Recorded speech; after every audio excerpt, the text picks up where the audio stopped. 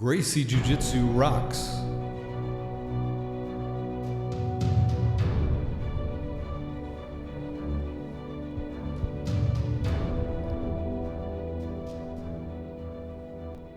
Welcome to the Gracie Jiu Jitsu Rocks podcast, a podcast dedicated to Gracie Jiu Jitsu and all things Gracie, including self-defense, competition, anti-bullying, women's self-defense and empowerment, nutrition, and most especially, the people involved in Gracie Jiu Jitsu. This podcast is for the average Joe. It's for anyone who practices, trains, teaches, or just loves to talk about or hear about Gracie Jiu Jitsu. We'll explore the lives of Gracie Jiu Jitsu practitioners, how they got involved in the art, and what effect it's had on their lives. So buckle up and enjoy the ride.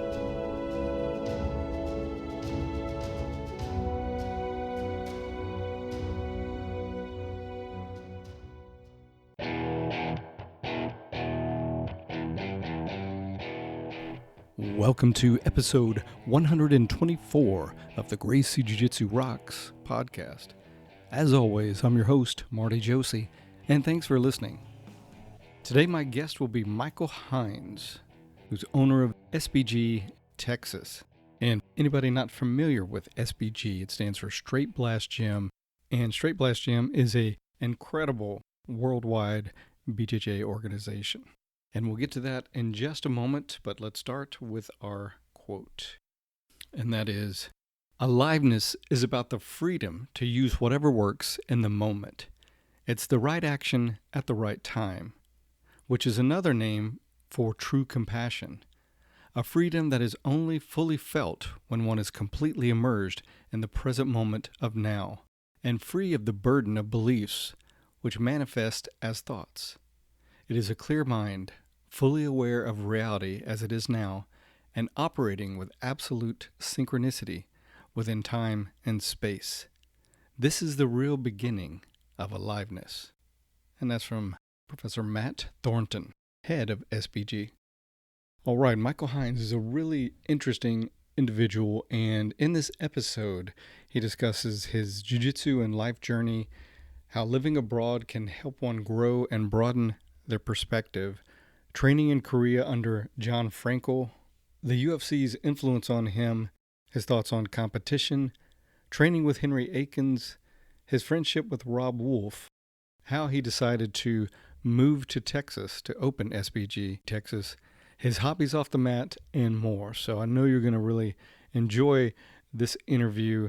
After the interview, stay tuned for the Make a Difference, Make an Impact segment. And now, without further ado, let's talk to Michael.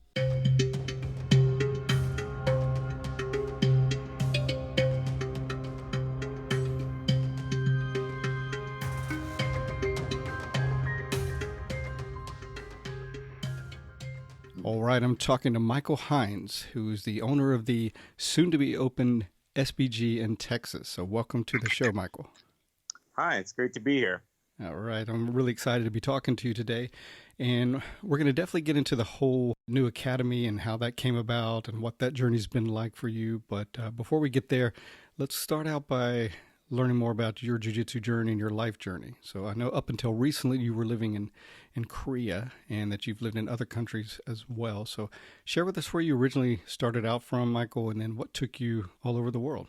Well, I'm just an Iowa boy at the end of the day. I was born and raised in Dubuque, Iowa, and went to school in Missouri, went to Truman State, and I honestly had barely ever been anywhere, even in the United States. And when I hit around, I want to say I was probably about 22 or so, I had an opportunity to go do a teaching internship in Germany on a U.S. military base. It was Baumholder. I don't think Baumholder's open anymore. I think they closed. Either they closed the base or they closed the school. But I did that for about half a year. I was living in Germany and traveled everywhere I could on the weekends. And, I was just very excited to get to travel and see things. I was an avid reader growing up and always wanted to go to different places. And that was kind of the start of my life abroad. After that, I came back to the States, and I was finishing up a master's, and a friend of mine was teaching English in Japan, and he reached out to me about a job opportunity there.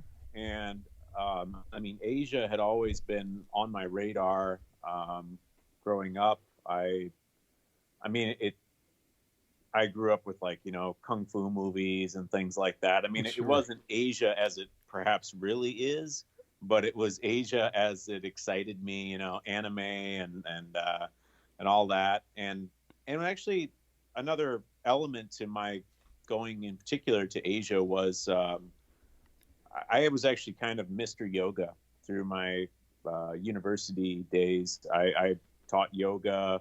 I was deep into teaching meditation and yoga, and actually was had a very early interest in meditation from a young age. Now, that being said, when you actually go to Asia, don't expect to find anyone who is meditating. it's it's just, these are just countries full of people.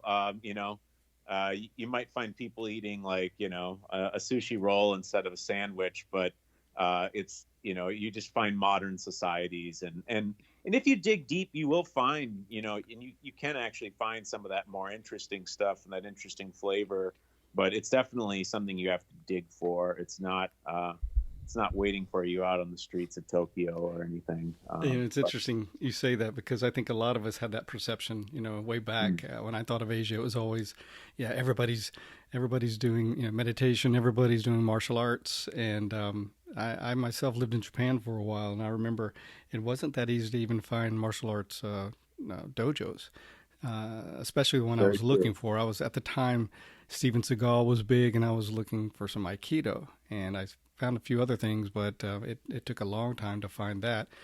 But yeah, I think that's interesting, where how we perceive things, and then you get there and it's very different. Sure. I mean, it's something. One of your other guests on the show, John Frankl, he was my jiu-jitsu coach, and you know, just one of the things that he and I kind of joke a lot about is perceptions of Asian culture versus, you know, reality.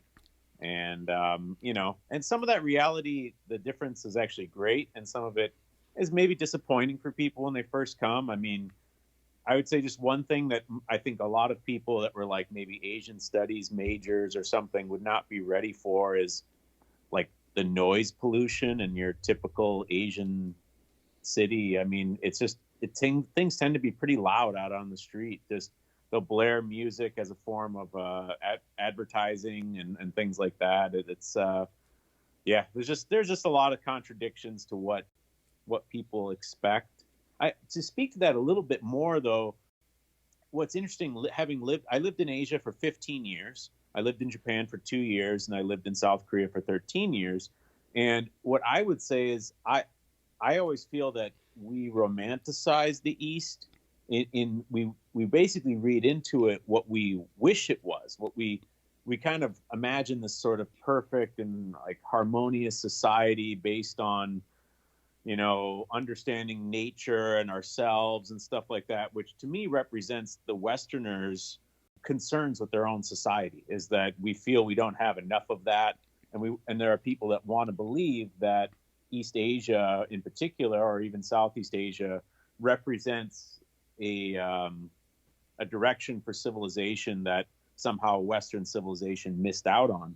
Now, the opposite side of that is in East Asia, people were constantly saying to me things like, you know, well, in the West or in America, you can really like do whatever you want. You're just free to do like anything that you want, and nobody judges you, and there's no social pressure whatsoever. And, you know, just things that, and again, so that just shows to me the dreams that people have there. There is a tremendous amount of social pressure. So they just kind of dream of a place that has no social pressure. So they imagine America to be, you know, sort of unbridled freedom, where there are just like no one's going to ever be judgmental of you. You know, everyone's going to judge you for anything. Interesting. Yeah, it's interesting. And I always say like, well, you know, it's not really true. I mean, it is true in a relative sense. It's a lot freer. I think Sure. the general judgment is it's lower, but it's definitely there. And then what people would often say is, well, I didn't feel that when I was there. And I'd say, well, you probably just weren't really very integrated into the situation. You were just probably a foreign exchange student, or you were there. It's usually people, they were there for a short time, maybe working on a master's or something like that. So their level of integration into the local community was just very low, which is what you feel if you go anywhere. If you travel anywhere to live, you feel really anonymous because you are. You don't know that many people, so you could kind of do whatever you want, and no one will judge you because no one knows you to judge you. So that's I think you could feel that probably even just moving to any big city in the U.S. Just the sense of anonymity goes up pretty dramatically. Yeah, I agree completely. It's very different to go over for a quick study abroad or take some tour as a tourist. Very different than actually living there and really being integrated, as you said, into the society and really connecting with a lot of people and having it on that level. I know I spent a lot of time in Mexico. It's the same thing. I spent Christmas down there years ago with a family and really learned the culture. Such a different experience than when I initially arrived there and was just kind of going to certain places and very surface level, very different experience. Sure. And that's, for me personally, people tend to assume because I lived abroad that I really like traveling. And that's not actually that true. I don't really like traveling that much. I actually like more of what you just described, actually going somewhere, integrating a little bit, seeing different ways of living. And I love the impact that has on you as a person, just kind of going and seeing seeing how someone can have concerns that are totally foreign and alien to you. And it can make you aware of how very culturally specific or socially specific your own concerns are. And it can kind of really free you from that. And in that exchange with that person, often you can help free them from their own issues and things like that. And you're like, you know what, that thing that you're really worried about, that's not a concern in other parts of the world. People don't even think about that. And often someone just hearing that, it's like a light bulb, their whole face will light up, like, because they've just only heard perhaps their whole life that, whatever it is, X is important basically. And when you say that to someone, it can be really a profound, life-changing thing. That's a great point. I wholeheartedly believe that. I think learning another language or languages and going and living and really connecting deeply to another culture just really broadens your whole perspective. I think there's not much better than that for just really growing as a person, I think. Oh, absolutely, yeah. When my kids get older, I'm going to make them live. I mean, they've already lived. My daughter is 7. My son is 4, soon to be 5. They lived in Korea, all the way up until October of last year. But I intend to make them live somewhere else, probably even a little bit on their own when they're older. I'll make them do some sort of exchange program. I feel like however much that costs, just the value that it will produce is it's just hard to calculate, Definitely. Yeah, I'm going to be going. My daughter, who's 11 and a half, will be 12 this summer, suddenly got interested in Germany. So she and I just started learning the language, and we're going to take a trip over this summer. Now, granted, it will be more of a short, we're not going to live there, but I think just that exposure will be really good for her and open her eyes, and who knows what that'll lead to later on down the road when she's a little older. So. Sure. I mean, that Germany's where I got my start with kind of life abroad, and Germany blew my mind in so many ways. Like, it's kind of hard to have to really sit and piece back, what it was that shocked me, but there were just numerous things I recall, that things you just never expect, sort of. And I remember one of the first shocks was like having to pay to use a bathroom. That really surprised me. Yeah, that's different. And I don't think I've ever seen that ever since. It was only maybe once or twice I ran into that in Germany, and I can't recall ever having to pay to use a bathroom anywhere else in the world. I've been in some pretty gross bathrooms, but I can't remember ever having someone say, "Yeah, boy, you gotta pay." You got to pay. I just Pay to remember play. being stopped, and it was like, give me €1 or something, and it was baffling, you know. I just was like, Sure. what do you mean? Like, it's like you got to pay, and it was just like I was just totally like That's interesting. threw me for a total loop, you know. It's like, wow, what? Like, pay to use the bathroom? Like, who would ever think to do that? And What about, I know in Japan, this stands out in my mind. That was a kind of a shocker. There's some of the, we're used to standard toilets.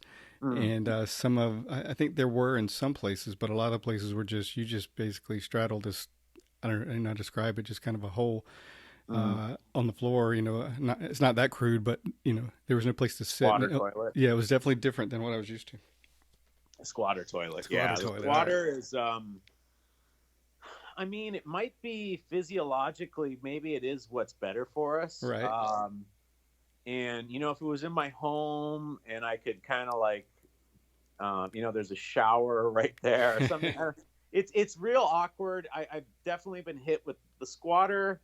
Is like when you're living in Asia, you sort of only get hit with the squatter only toilet at the worst possible time. So you're in a 3-piece suit and Right. you're in the middle of a business meeting and it's a super nice building, and the last thing in the world you would expect is a squatter toilet from 20 years ago, but there it is, and man, you got to go, and it's just kind of, you just have to deal with it. I've never really, I've never had the squatter toilet in a situation where I wanted it, so it was always kind of in the worst of possible times. I don't know. I guess they're better for your bowels and everything, but it's not really. Generally not a pleasant thing trying to figure out how to manage it, especially you're not used to doing it, and That's now the thing. You're in your suit with your nice shoes and everything, and it's like, oh my gosh, what am I going to do here? Like, yeah, and that's the thing. I'm not necessarily opposed. It was definitely an eye opener, and right, this was many years ago. So that, it may be, the situation may be different now, but back then, it was a lot of. Another thing I remember is you could get almost anything you can imagine out of a. When you go on the street and there's what's that? The vending machine? Yes, the vending machines. Couldn't think of it. But it was amazing all the different kind of things you could get from a vending machine. It was crazy. Yeah, I mean, one of the things in Japan in particular was like, vending machines that just had things you wouldn't expect. Going to like there were like kind of restaurants where you essentially, the vending machine supplies the food.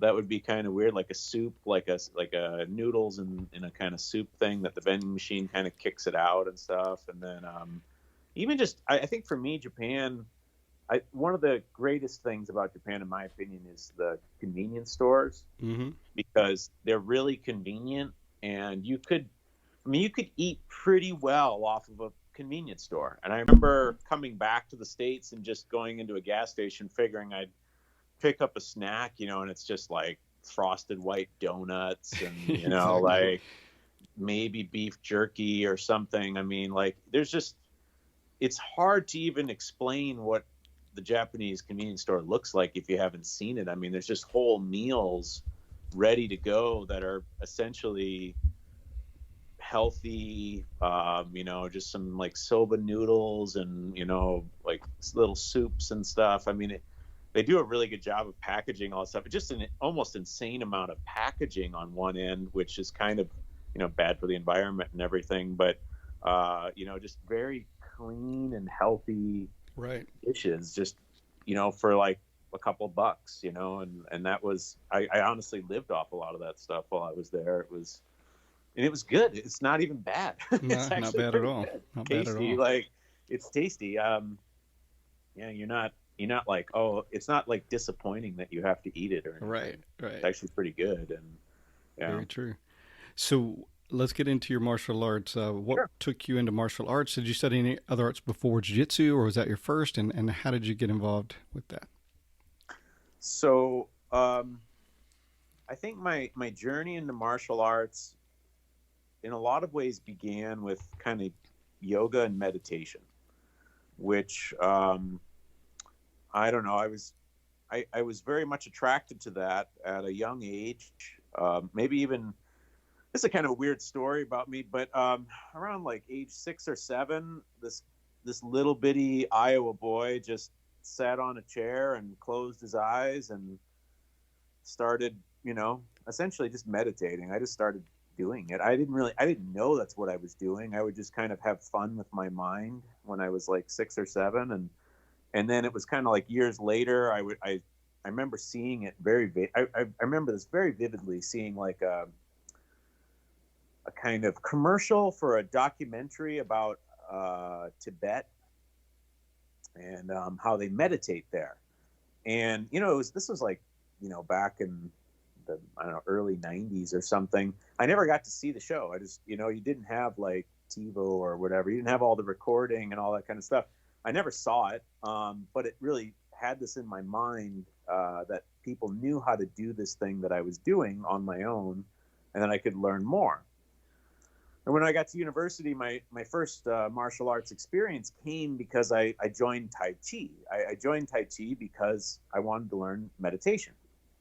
And my Tai Chi instructor smoked about 2 or 3 packs a day, had no interest in meditation whatsoever. Interesting. And I ended up going over into yoga, which I, at the time, was like, I don't know about this yoga stuff. This is for like the chicks or something. That was kind of my impression. Ended up with Dr. Lloyd Pfluger, PhD in comparative religions with a major focus in East Asian philosophy, and ended up spending the next, I didn't actually major or minor in that, but I pretty much spent all my electives in university learning Eastern philosophy, yoga, in a very deep and profound way. And I was Mr. Yoga. I mean, that's what I was all about. And it wasn't till, that's what kind of took me through Asia and everything. And then my martial arts journey, so I like briefly got into martial arts, found out that it wasn't offering anything that I actually wanted, and got right out. And then, oddly enough, it was some many years later, friends invited me to a UFC party. I didn't know what that was, but I had grown up watching boxing with my grandmother on Friday nights, and then had, kind of fallen out with boxing. I think like a lot of people I think Tyson like sort of made the whole thing go up, and it all sort of fell when he fell and everything. Right. And I think a lot of people fell out around the same time as me. And I just watched this UFC fight, and there was all the energy that I remembered from watching boxing with my grandmother. And it looked like fighting. It looked like they weren't going for points. It looked like they were really, 2 guys got in the ring, and we were really seeing, real combat played out in front of us. And the thing that really got me was, I remember the fight. It was Tim Sylvia versus Andrei Arlovsky. I think it was their second fight. And they just announced that Tim Sylvia was training in Bettendorf, Iowa. And I'm from Iowa, and Iowa has no pro teams in any kind of sport. Oh, I didn't even realize that. Yeah. So then I started asking people at the party about that. I was like, hey, this guy's like training out of Iowa. And then he won the fight. He knocked out Andrei Arlovsky. It was a super exciting fight. And I was like, we have the heavyweight champion of the UFC is in Iowa? I was like, and my Iowa pride kind of turned on. And then it turned out that it was like, well, Jens Pulver at the time was like lightweight champ. He was training out of Bettendorf, Iowa. Matt Hughes was the welterweight champ. And Rich Franklin also was the middleweight champ at the time. And those guys were all training out of Bettendorf, Iowa. And they were all at the Militich camp, right? Yeah, all at the Militich camp. So I was like, oh, man, this is like finally a sport for me. Right. Because Iowans are always like, people are like Chicago Bulls fans and Minnesota Viking fans that we don't have any teams really. We got some college teams and stuff. But so that was, that kind of drew me in. And then I was in Korea, and we were kind of doing UFC parties at my house, and or my apartment, I should say. And then my friend was like, hey, right up the street at the university that I was teaching at, they have jiu-jitsu, the stuff that we're seeing these guys do, the armbar stuff. Do you want to go check it out? So my friend Riley Ma put me on to that, and I went up, and it was John Frankl Jiu-Jitsu. I was up at Yonsei University. Took me a little while before I ever met John. He wasn't there a lot of the times when we were training early. I think he was working on getting tenure with the university at the time. And yeah, it was just, I came in and we were just on these judo mats, and all the guys that I started training with, there were like no other white belts. All the guys that I started training with now own gyms in South Korea. So they were already, everybody was like purple belt and blue belt, and they were just killers. And, you know, it was a really unstructured class when John wasn't around. And we just got in and started sparring, and I could not believe how effective it was. You know, I was doing everything I could to try to stop these guys, and they were just, you know, they were just playing with me really and submitting me at will. And, you know, this was a totally unstructured class. There was no business behind it. It was like, hey, you got, give us $50, you know, there was no like free sign up or anything. You just kind of came in, I would go, you had to go find your own gi. No, they didn't have anything for sale. And yeah, we just got right into it. And I was like, this is awesome. I just was, I think one of the few people that, I think for a lot of people, that kind of thing just scares them off. But I was one of the rare exceptions where I just did it. And I was like, this is incredible. Like, I want to learn what these guys know, you know, because this is just, these guys are just working me. Like, and I'm doing everything I can to try to get out, and I'm not holding back here, you know, like I wasn't being, you know, I don't know if I was like going as hard as I possibly could, but I wasn't giving them, I wasn't giving it to them, you know, and these guys were just, I mean, some of these guys now, I mean, a lot of these guys were like champion, you know, like tournament winners and things like that. And they're just neon belly riding me in every direction, you know, just dancing all around me really. Nice. And cartwheeling over me. And it was just, I was in awe of the whole thing. Like and mind I was like, blown, right? yeah, I just was like, I need to learn this. This is amazing, you know, and just started learning a couple techniques, and it really just went from there. And then I think my mind was far more blown once John actually showed up. And because my Korean is all right, and a lot of the times when we were learning, it was like in broken English and in Korean that was kind of going over my head. It's one thing to know how to speak Korean a little bit. It's another thing to know every body part and movement mechanics and things like that. That's a different kind of language proficiency. And so, yeah. And when John finally, like, you know, kind of started coming around, every now and again, John would come around to teach a lesson. And it was just, if you haven't trained with John Frankl, you've missed out. John's the man.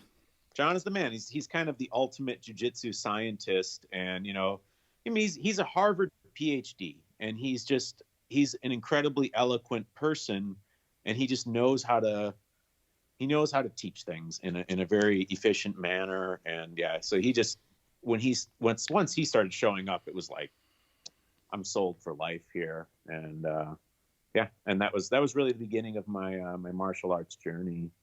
That's great. What a great place to be able to be introduced and cut your teeth and get going. You know, with John, I still haven't had the pleasure to meet John in person, but I've had him on the show, and I've had conversations with him, and watched a lot of his videos as far as jiu-jitsu, and I know he's an exceptional person.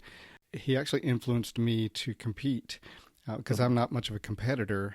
But he goes to the Worlds, Masters Worlds, I guess, if not every year, every few years, just mainly just to kind of deal with nerves and to get over that, you know, adrenaline experience and kind of test himself. But it's not that he's, you know, totally into competition. But that resonated with me. So last year I did a major competition. So that was one of the reasons, just hearing him talk about it.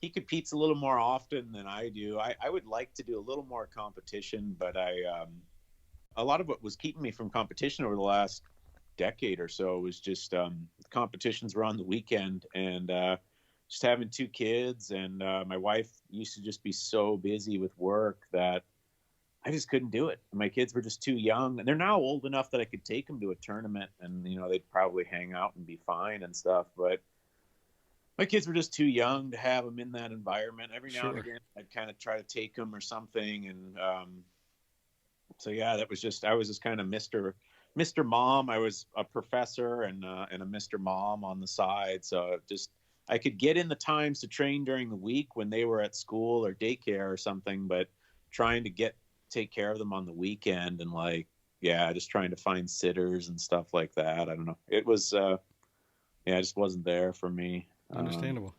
And looking back, I could have done it different, I guess, but maybe I'm making excuses. I don't like competing that much. I'll admit it's not my thing. I just don't get much. I don't get excited for it. I love sparring and I love rolling with people. I just don't like the waiting on the mat and like all the we're gonna sit around all day Right. in a cold stadium or something. Like it doesn't because I don't feel like it does something more for me than Sure. just sparring with people on the mats. Like like I feel like I get the same kick and juice and all the fun and so losing my whole Saturday is always kind of like, I don't know. This doesn't appeal to me a lot, but Sure. I'd like. And you're not alone. There's a lot of people I've talked to that feel the same way. And I've always been more of a self defense and just self Mhm. growth through jiu-jitsu kind of person. But especially as I've gotten older, I feel like if you put a lot of emphasis in competing, you have a lot more chance of injuring yourself because you're going to go Yeah. harder. But just as a bucket list, I went to the Masters Worlds last year, and I was fortunate enough to win gold in my division. So Wow. I've got that, and can't ever take that one away from me. Sure. No, no. I mean, that's great. I mean, yeah, I mean, the few wins that I have in competition, I hold pretty close to my heart. They feel good. They feel right. There's definitely something special about going out and competing and, you don't win them all, but like just the few wins that you do get against someone that is trying their best, you're getting them at 100%, and there's something just really special about that feeling. And it really makes you feel good about what you've trained in, Sure, like and all the effort and the time you've put into it. There's just a reality there and that a is true. confidence that comes. That's just it's a beautiful thing. So I'd like to kind of get out and compete more. And I think now that I'm in Texas, there'll probably be a lot more opportunities for that. And I'll probably just also compete for my students, kind of like John. It's nice to just compete for your students because a lot of them compete, and if you don't ever compete, then they're kind of like, it gives them an extra confidence to know that you go through the same thing that they go through. So, Absolutely. yeah, but it's not something that really, it doesn't motivate me. I can't imagine waking up with that on my mind, like, oh, I got to train today to compete. And the only reason I say that is because I love jujitsu so much that I never need any motivation to do it. Do you know what That's I mean? wonderful. Yeah, So like I don't need a competition to want to improve my kimura or something. Like I just want to because jujitsu is intrinsically awesome. And absolutely.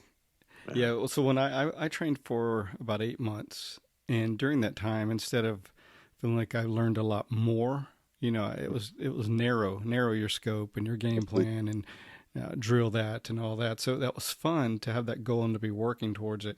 But ultimately, I'd rather be just open to growing a lot more down the path and that kind of thing instead of keeping it narrow just to be the best I can at a narrow range of things. You know what I mean?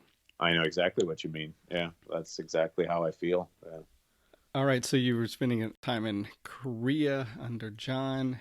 Tell me one thing that just pops out in your mind that you learned that stuck with you spending time with John, and then how did the whole notion of moving to Texas come about?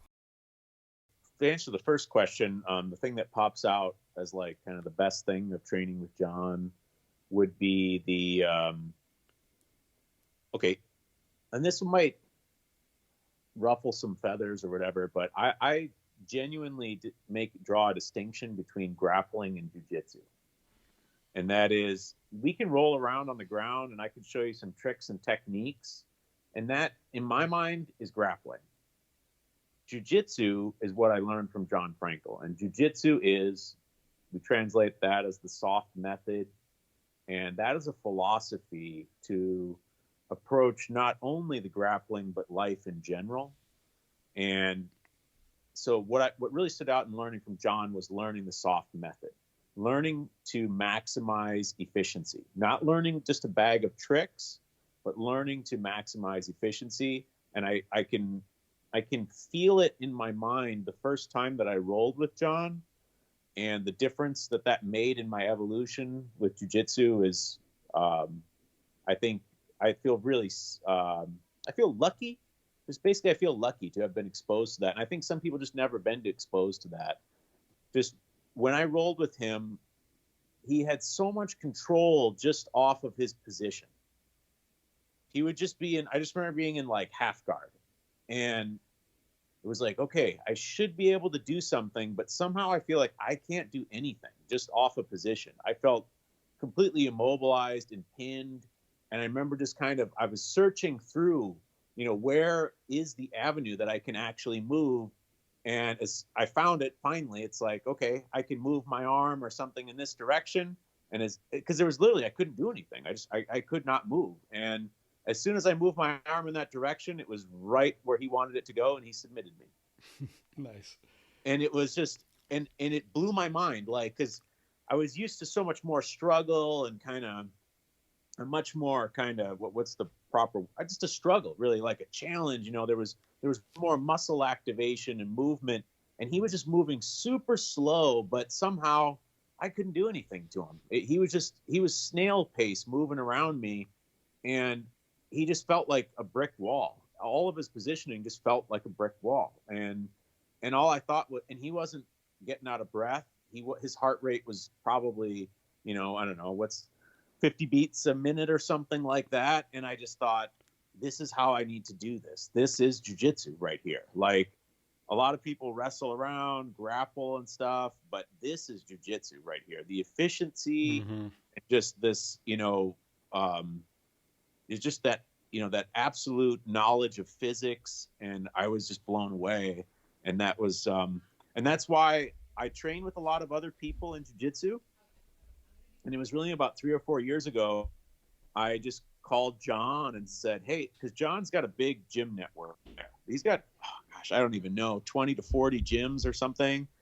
And he's always going to different places. He doesn't run any gym from a business perspective. They belt under him and they use his name, but he doesn't have any involvement in the business. So I just called him, like, it must have been like about 4 or 5 years ago maybe. And I just say, hey, John, where are you training tomorrow? And he told me, and I went there. And then the next day I just called him again. Where are you training tomorrow? And I went there and trained with him.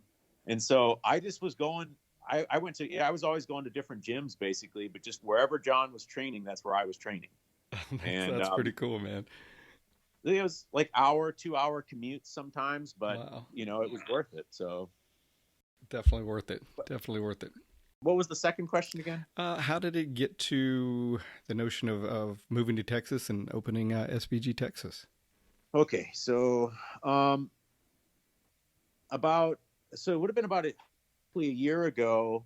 I went to Costa Rica to train with Henry Akins, and that was off of John Frankl's advice. John was like, "You got to go train with Henry. Henry's amazing." All of that is true. Henry's amazing. Totally amazing. If you have a chance to train with Henry Akins, you should take it. Pay whatever, travel wherever. It's totally worth your time. That is, I think, some of the purest jiu-jitsu you're going to find on the planet right there. And so I was down in Costa Rica training with Henry Akins, and Rob Wolf was there too. And Rob Wolf, if you're not aware of who Rob Wolf is, he is... I guess we would call him a diet guru of sorts. He's I don't know, he's probably one of the smartest people you'll ever meet. He's a former biochemist who had his life changed by making certain dietary changes, kind of really popularized the paleo diet. So I knew who he was before I went there because he and John Frankl actually ran the 4th CrossFit gym ever opened together in California. That was out in California, like Santa Cruz, I think, or Santa Cruz or Chico, I'm not sure. And so I knew of Rob Wolf because John's friends with him. So he and I kind of had that introduction to each other when we met in Costa Rica, but it was just kind of like Rob Wolf and I just hit it off. It was kind of like, you just kind of meet people and it's like you automatically friends. Yeah. And that was like, it's like, I'm going to pick you for dodgeball, sort of like, it was just kind of, it was just kind of weird. It was like, that's cool. And so he and I were just lunch and dinner in between roles. We were just lunch and dinner all day, every day. And I think a lot of people avoided Rob because they thought like he was going to be like looking at what they were eating and be like, you shouldn't eat that, or you shouldn't eat that. Funny. And instead Rob and I were just we were drinking margaritas and just having a good time. And he's like, well, I'm on vacation or whatever. It's like, I do what people do on vacation. Sure. It's like, I mean, he's got a pretty powerful like gluten allergy, so we had to avoid stuff. But within that, we were just having a good time. And he's just such a genuine person, and he's got kids the same age as my kids, so we just kind of connected on that. We're both like very much about our families. We're family men. And so I left with this very good impression of Rob. And at the time, I was thinking about moving to the States and opening a gym. I had already been on that track of thinking that way. What brought me to that decision of just opening a gym in general was I love the jiu-jitsu that I do, and I don't want to disparage other gyms, but I just know that finding a really pure philosophical approach to jiu-jitsu, like the type of jiu-jitsu that I train in, isn't at every gym. And so I knew that when I went to the States, I was going to probably have to open up my own training facilities and to be able to do the kinds of things that I wanted to do. And so I just thought, well, maybe I won't do that as a part-time job. Maybe I'll just do that as a full-time job. And started talking to John about it. He connected me up with SBG. So by the time I had met Rob, I'd already been talking to SBG and Matt Thornton about the idea of opening a gym. And so Rob and I spent a lot of time in Costa Rica talking about this possibility of opening a gym. And he was just giving me advice, just friendly advice. And then I went back to Korea, was finishing up some of my work there. And Rob reached out to me one morning. I just remember getting this email, and he said, like, hey, I just kind of have this crazy idea. I want to move to Texas. You're moving back to the States. If you haven't settled on a location, what if we moved to the same place and you opened up an SBG gym for me to be able to train at and coach at? Man, that's awesome. Because that's what I love doing. And he was basically of the same mind. It's like, not all gyms are the same. And I really want something that, speaks to the philosophy that I believe in. And he was like, I'll help you out with the gym. He's like, I know a little bit about gyms. And, I said, and it took me like a quarter of a second. I was like, yes, because me and my wife, we were trying to figure out where we would relocate to in the States. And I mean, we were almost at the point of throwing like darts at like a map or something and just seeing where it lands, because we had no idea really where we wanted to go. We kind of knew that we just didn't want to do Iowa.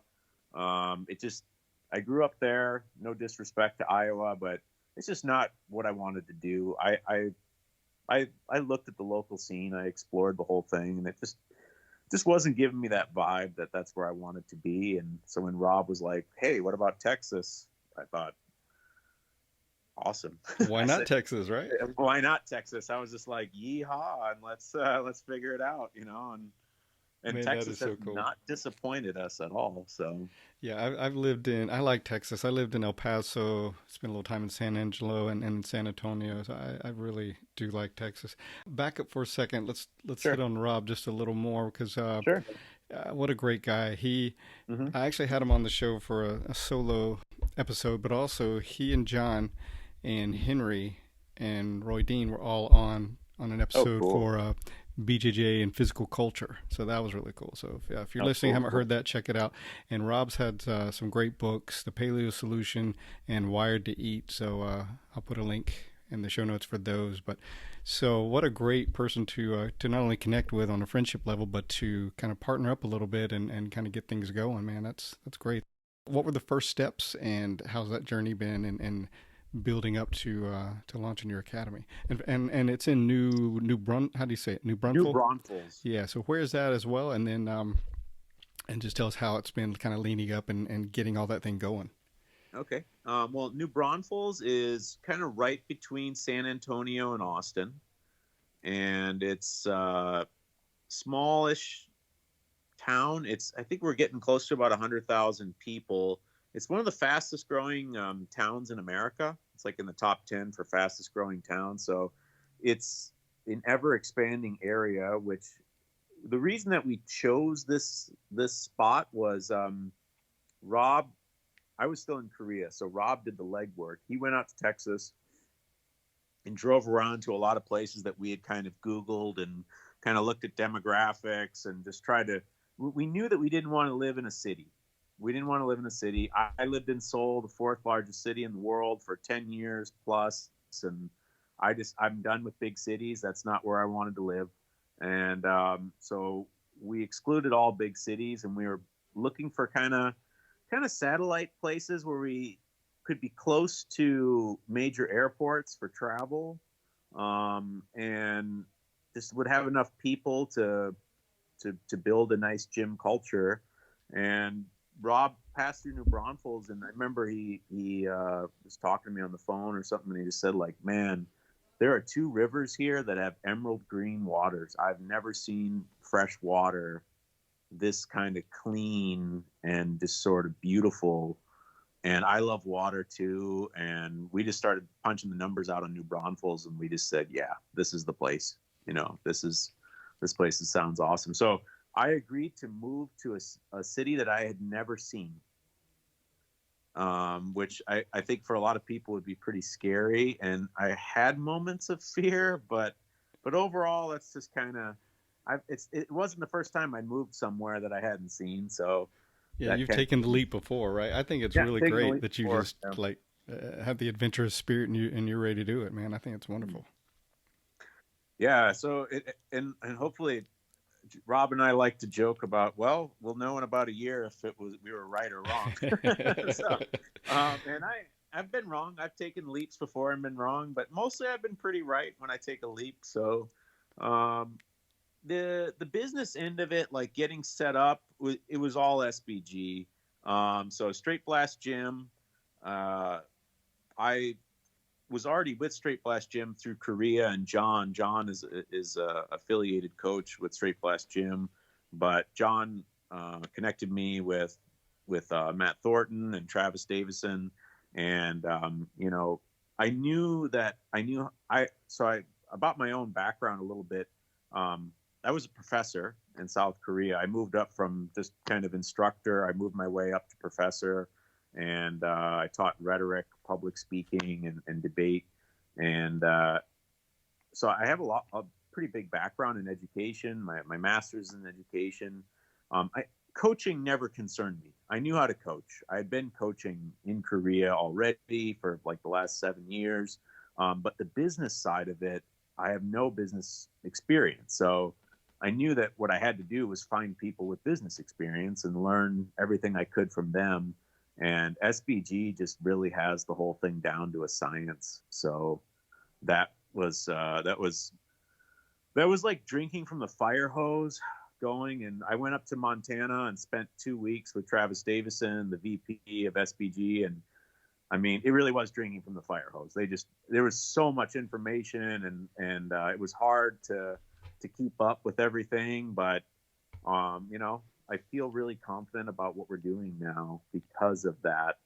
And he really, I think there's just a lot of people that would be training in a gym, and maybe because you've seen it, you think it's a good business practice, but I think you really have to look at, is that business sustainable? And, does that coach have a day job? And, all these kinds of things. That there's a lot of hobby gyms that I think if you were opening a gym and you looked at what the hobby gym's doing and you wanted this to be your sole way of making money, you're probably going to be in danger. Mm-hmm. I agree. So nobody likes, I guess there are some people who are born and just like business, but I think most athletes and most jiu-jitsu guys probably don't like business, or aren't predisposed towards it. But I mean, if you believe in what you're selling, you kind of have a moral obligation, in my opinion, to learn how to sell it properly. That's a great point. So that's what pushed me through it, because I don't, business doesn't come to me naturally, but it's like I felt just like, if I don't know how to sell this, A, I'm not going to make money for my family, and then I'm going to have to close my gym. And B, just there are people that need this. They need it. So for sure. if I can't sell it to them, that's on me. That's my own problem, basically. So I have to be better than that. Yeah, well, kudos for you for not just trying to reinvent the wheel, but seeking out alignment with such a great organization who can, even though there was a lot, like you said, the fire hose, a lot to learn or be exposed to at first. It sounds like you've got great support through them, and will definitely make the process much better. Oh, it's incredible. I mean, they're always a phone call away from me, and I do call them all the time. So, yeah. So, what's your goal for the academy? The goal for the academy is, the vision for the academy is this. I think even in the area, I mean, there's a lot of gyms open already, but I really want to have the gym for the average person. My goal is, to have soccer moms on the mats. My goal is to have people with gray and white hair on the mats. My goal is to have kids on the mats. I just assume that I'm going to have a lot of men, ages 18 to 32 or whatever. They come sort of unbidden, they're just looking for it without any real effort. But for me, the real goal is to round out the demographics of my area. And really, I want my gym demographically to be a reflection of the place that I live in. I want families, I want the community in there, because that to me is what it's all about. Like I'm not super motivated to teach people to be like, competitive fighters and things like that. For me, my dream is to have, I look forward to having, like women say, hey, I trained this stuff and I felt really uncomfortable. This guy was making me uncomfortable and I was able to get out of that situation. Like, to me, that would be a dream come true to hear that kind of thing. And I already was teaching a fair number of people in Korea, and I had a few women already say that to me just based off of some of the stuff that I taught them. And that for me is what lights me up and makes me feel good about what I'm doing, is something that I think there's a lot of scared people in the world. And I feel like jiu-jitsu is that thing that can make you feel good and confident in your day-to-day life, and if I get a few tournament winners along the way, I mean, that's on them to win the tournaments in my mind. Like, sure. I'll help them, but I don't need that kind of shine. I'm way more interested in just the average person who thinks that they can't train or that they shouldn't train because it's too dangerous and all of that, and showing them that they can come in and train and that we have personalized resistance so that we're not pushing you beyond what you're ready for. And that's the whole goal. That's a great goal. To me, there's nothing more honorable, and it's the highest compliment or the best feeling, I should say, when you hear or see the effect you've had on people. And like you described, someone who didn't think they could defend themselves or doesn't have confidence. And when you see that impact you've had, there's not a better feeling than that. Totally. So I was going to ask you, do you have any hobbies off the mat? But I imagine you may not have much time for anything besides getting ready for your academy. Well, these days it's kind of 24/7. I have to put in it's a lot of work to get it up and running. But I don't ever feel unmotivated to do it. So it's never as bothersome as like when you have to do work that you're not motivated to do. Like, when I was a professor, I had to publish papers, and I mean, that was absolute exquisite torture. Publish or perish, right? Publish or perish, right? And it was like, I mean, I systemized it because I'm a jiu-jitsu guy. I learned to do it in an efficient way so that it wasn't so unbearable. And there are moments of enjoyment within that, but in general, it's like something you always put off to the last possible minute. There's always anything could interrupt me on that. Whereas this gets my divided attention. I'm all in for getting the gym open, and that feels good. But I actually I have a ton of hobbies. I just am not engaging in a lot of them right now. I learned to make traditional Korean alcohol from John. Nice. And that's something I would like to resume here. Not just traditional. I learned how to make like mead, and I'd like to try my hand at making some cider and stuff like that too.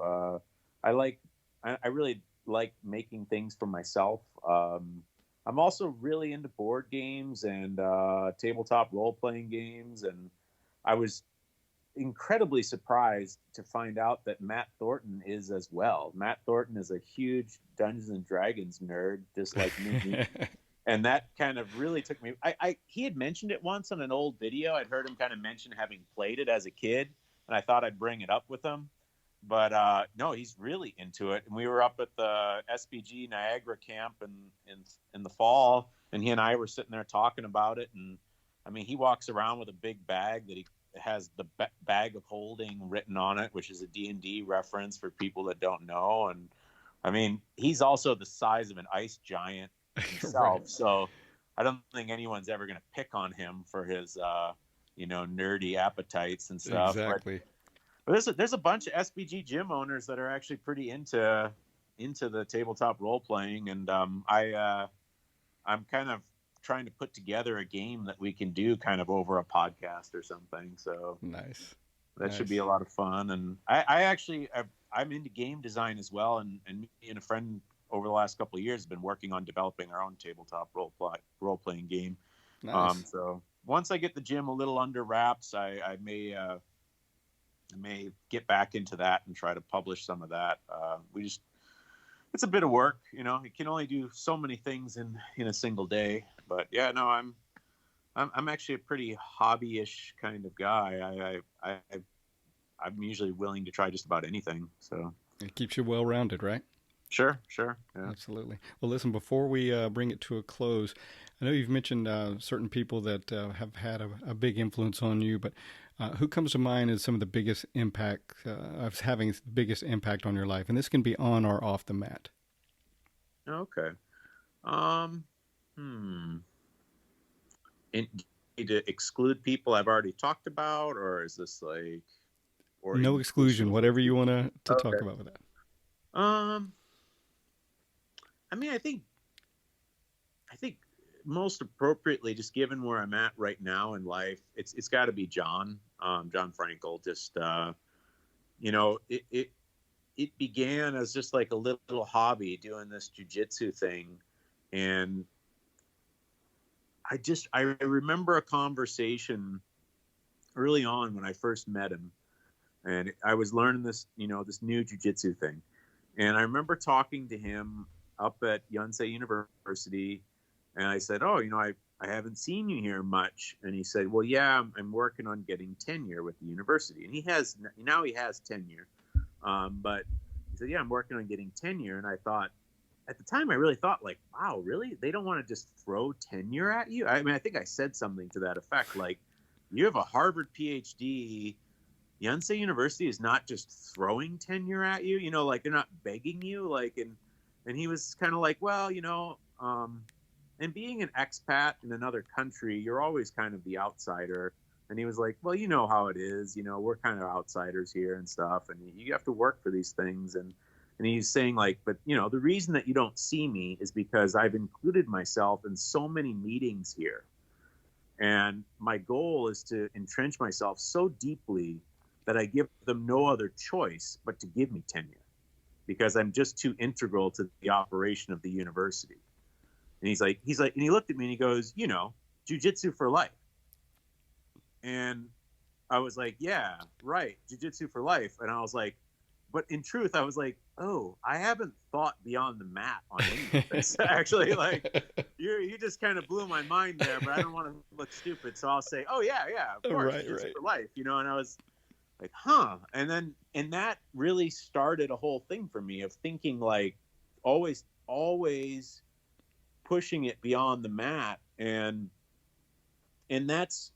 once I started thinking in that way, I had years of meditation practice before that. I'm a real long-term meditator. I think at this point I've logged something like 5,000 to 6,000 hours of meditation or something. Just trying to help people put that in perspective, because some people say, "Oh, I meditate." But I mean, I meditate a lot, and That's great. and I realized that, the jujitsu was sort of this profound practical application of all of that.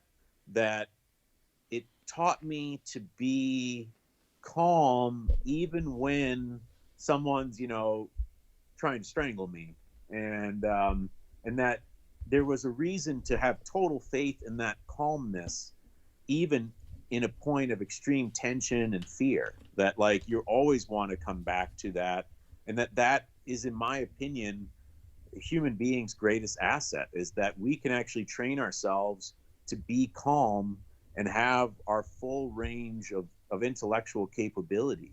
And there is no situation where we don't want that. We always want that.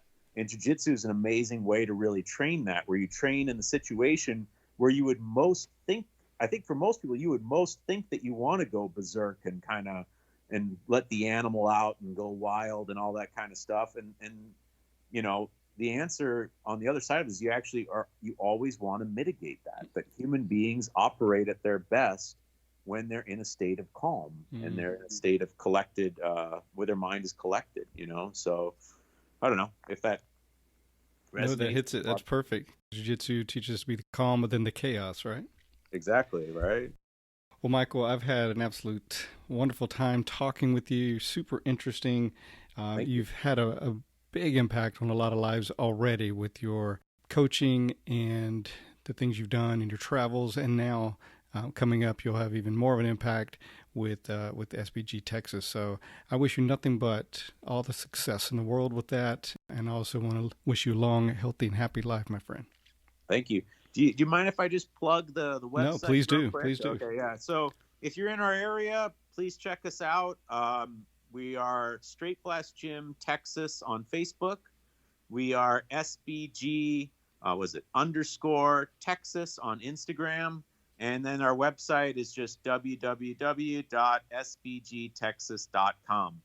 So, and if you're hearing this within the month of, February, you can still get in on our 50% off grand opening sale. So if you're in the area, I would try to get in on that. That's the best deal you're ever going to get. So. Absolutely. Can't beat that. And I will put those links in the show notes as well. So well done, my friend. Okay. Thank you. All right. Thanks so much. And cheers. All right. Really enjoyed that conversation with Michael. What a interesting guy he is. And I'm sure he and Rob are going to be very successful in their endeavor there in Texas. So this episode is brought to you by the Breathing for BJJ program. And the Breathing for BJJ program is a program I spent 2 years putting together after studying with some of the leading authorities on breathing, such as Dr. Belisa Vranich. The program works at a biomechanical level to actually strengthen your breathing muscles, resulting in stronger and more efficient breathing. Besides me, BJJ masters such as Henry Akins, Pedro Sauer, Mike Bidwell, Greg Nelson, and Salo Ribeiro are also in the program, giving their insights into breathing on the mat. This program is guaranteed to increase your functional capacity to breathe and to dramatically improve your breathing performance on the mat. To find out more, go to www.breathingforbjj.com. All right, up next is the Make a Difference, Make an Impact segment.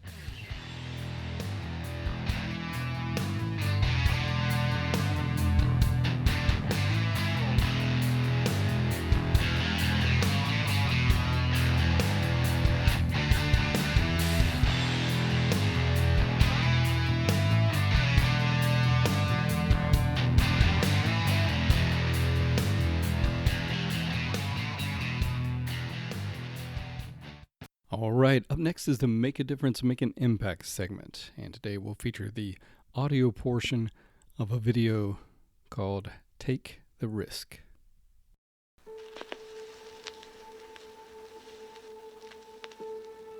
Fear of failure can keep you from taking risk. And it can leave you just sitting there paralyzed into not taking any action at all. And obviously, that's bad. But I don't actually want you to overcome the fear of failure.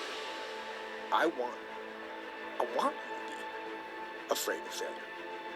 Fear of failure is good. Fear of failure will keep you up at night, planning and rehearsing and going over contingencies. Fear of failure will keep you training hard. It'll stop you from cutting corners.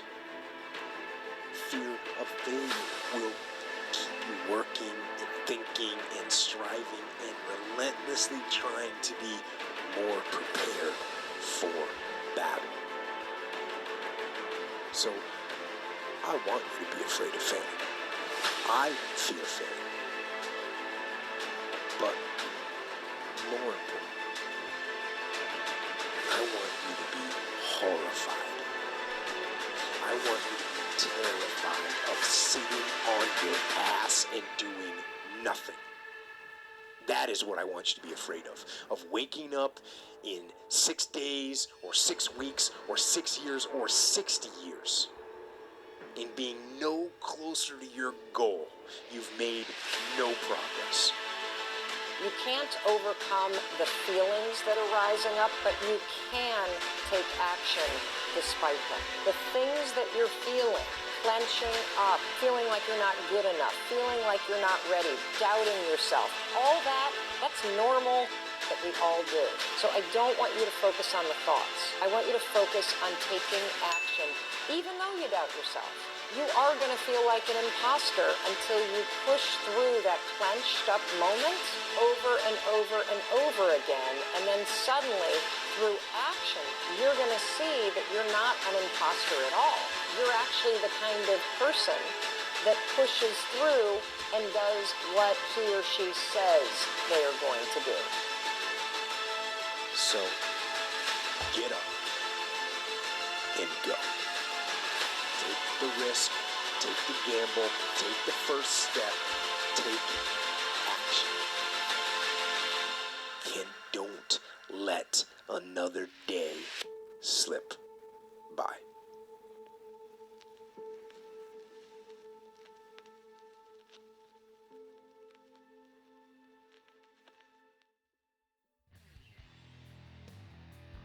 And that's going to do it for this edition of the show. As always, I thank you for listening. Hope you're enjoying the show. If you feel like you're benefiting from the show and want to show your support, you can support us on our Patreon page and a link in the show notes. Please like and follow us on social media and help us spread the word by reposting our posts and telling others about the show. You can leave comments on the website at www.GJJR.com. You can also go to iTunes and leave comments as well as rate the show, and we would appreciate a 5-star rating, which helps us with our standing in iTunes. You can also leave comments on our YouTube channel. If you have suggestions for the show, please don't hesitate to give those. We always like feedback and suggestions. Okay, that's going to do it. So until next time, this is Marty Josie, and I'll see you on the mat.